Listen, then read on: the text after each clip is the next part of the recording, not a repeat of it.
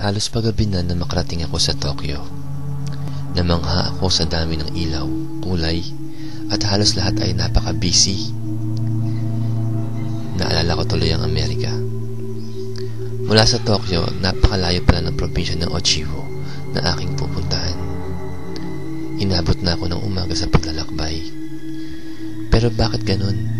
Parang hindi ako napapagod, hindi ako nagugutom, at parang napakagaan ng aking pakiramdam.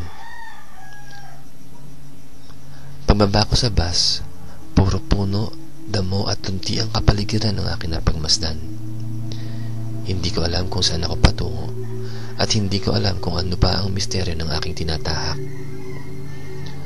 Lakad, takbo, at kung saan-saan ako nakarating. Para akong isang ibon na lipad ng lipad at hinihintay ang oras ng pagdapo sa tamang lugar.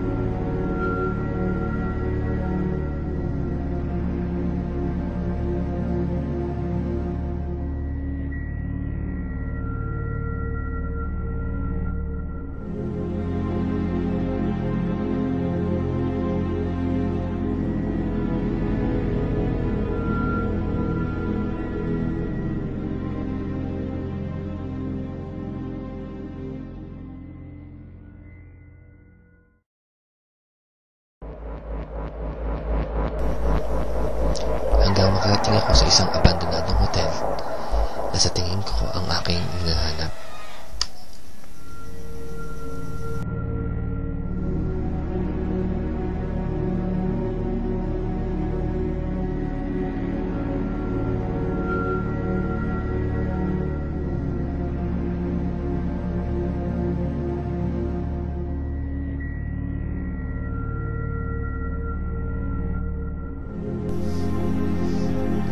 Namangha ako sa laki ng hotel.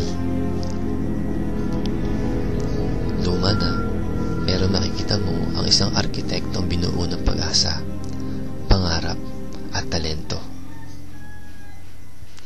Subalit bakit ganun? Parang may mga naririnig akong ingay. Mga ingay ng sigaw at galit. Halika, tuntunin natin ang misteryo ng hotel na ito. Samahan mo ko sa paglalakbay patungo sa Mountain Top Hotel.